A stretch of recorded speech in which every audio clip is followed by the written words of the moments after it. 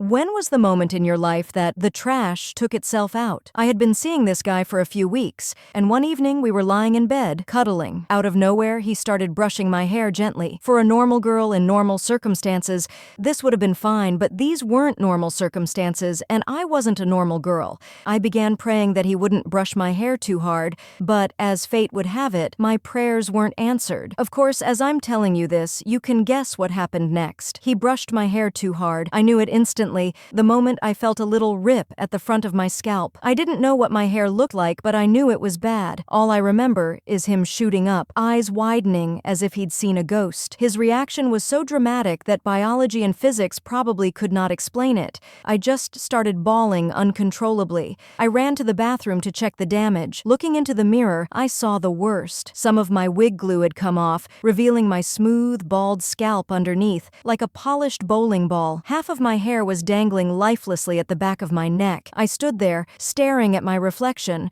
overwhelmed by the thought that my life had led up to this moment. My crush had just brushed my wig off my head. I cleaned myself up, threw the wig in the bathroom bin like it was nothing, and went back out. He was still sitting on the bed, in shock. He looked like I had given him PTSD. I asked if I could sit beside him. He nodded. As I sat down, I held his hand for a moment, gathering myself. But before I could say anything, he blurted out, "Let me guess. You're a dude." I shook my head and tears started rolling down my face. His voice got louder. "Oh my God, it's even worse." I started crying harder. Through my tears, I managed to tell him that I had cancer. His face went completely pale. He gave me a weak hug and told me he was sorry, but he couldn't keep seeing me. He grabbed his stuff and left, leaving me alone, sobbing. At the time, it was heartbreaking. But here's the twist. Not only did I beat cancer, but I also got my hair back. A few months later, that same guy messaged me, asking if I'd go on a date with him now that I was cancer-free. It was the most satisfying rejection I've ever given.